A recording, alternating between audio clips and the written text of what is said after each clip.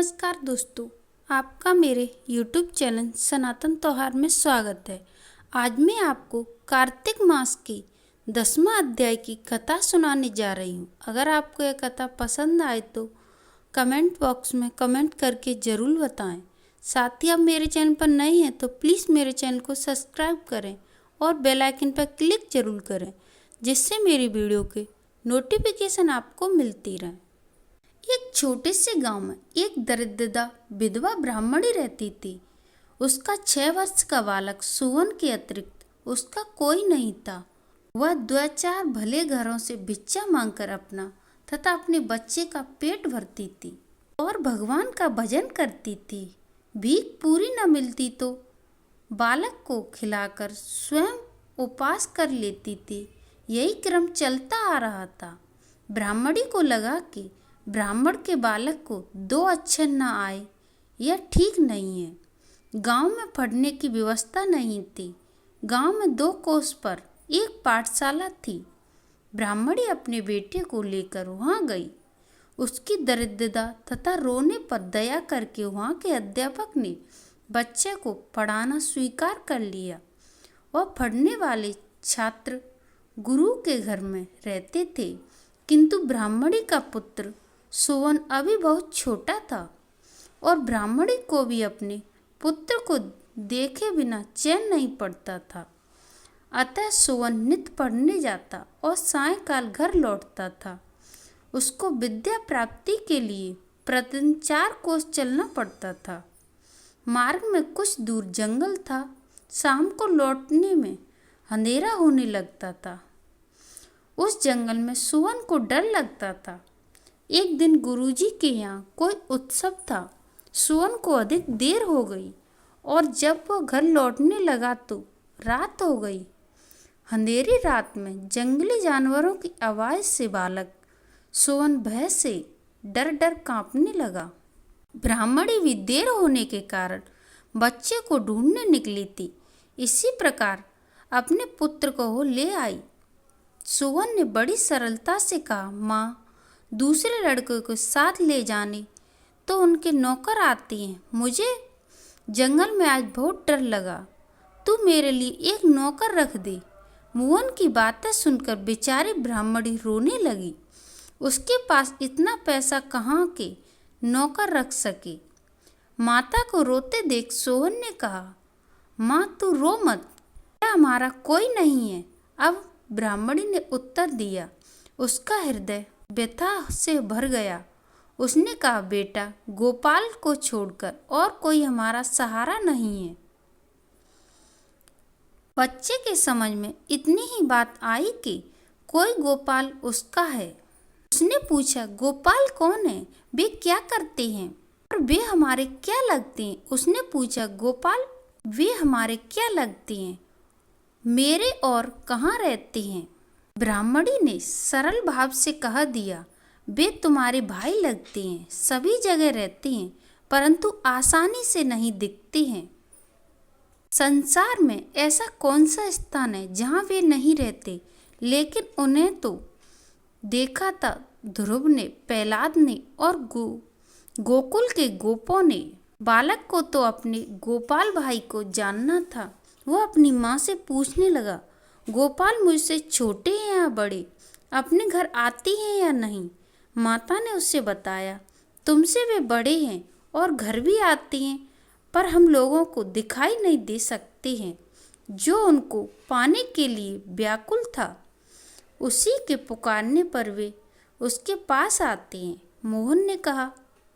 सोहन ने कहा, जंगल में आते समय मुझे बहुत डर लगता है।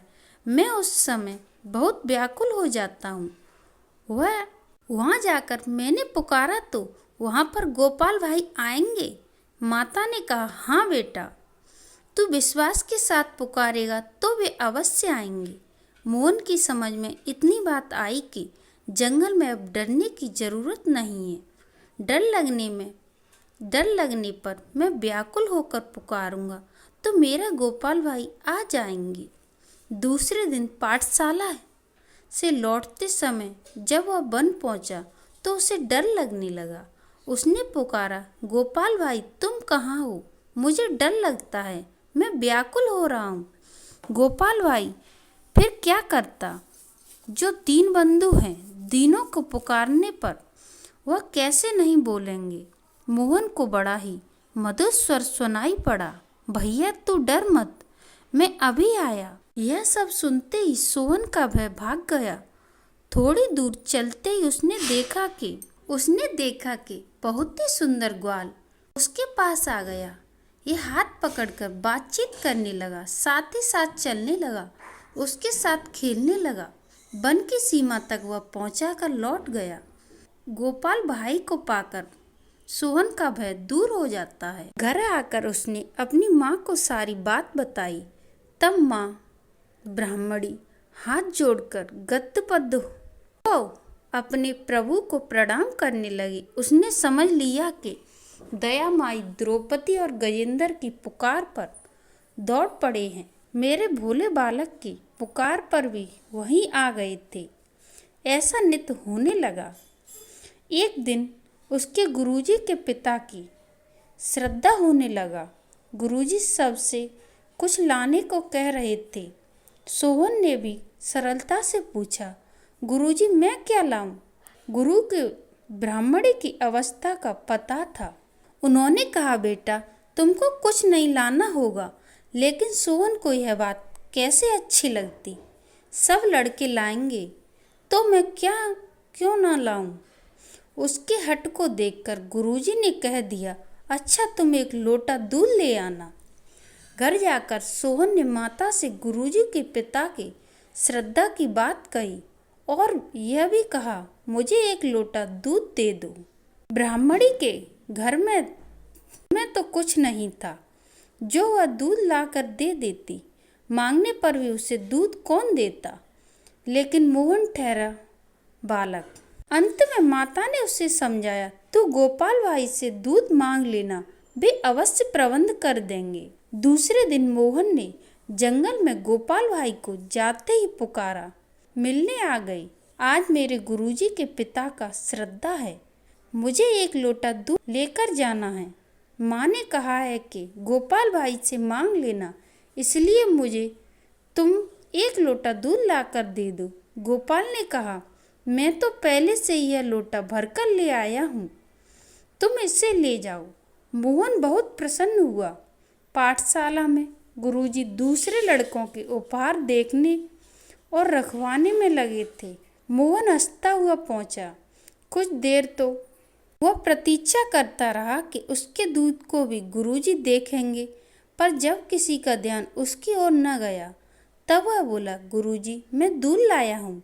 गुरुजी ढेरों चीज़ों संभालने में व्यस्त थे।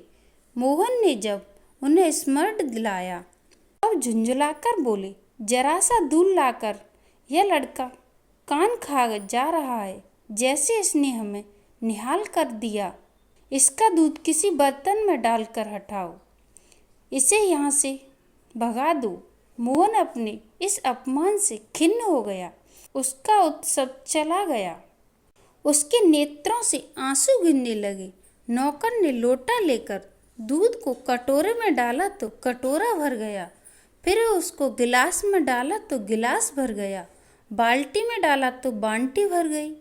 भगवान का हाथ से दिया हुआ लोटा भर दूध तो अच्छा हो गया। नौकर घबराकर गुरुजी के पास गया। उसकी बात सुनकर गुरुजी तथा और सब लोग वहाँ आए और सबने अपने सामने एक बड़े पात्र में दूध डालने को उन्होंने कहा। पात्र भर गया। यह लोटा तनिक भी खाली नहीं हुआ। इस प्रकार बड़े बड़े बर्तन दूध से भर गए। अब गुरुजी ने पूछा, बेटा तू दूध कहाँ से लाया? सरलता से बालक ने कहा, मेरे गोपाल भाई ने दिया है। गुरुजी और आश्चर्यचकित हुए। उन्होंने कहा, गोपाल भाई कौन? तुम्हारे कोई भाई नहीं है?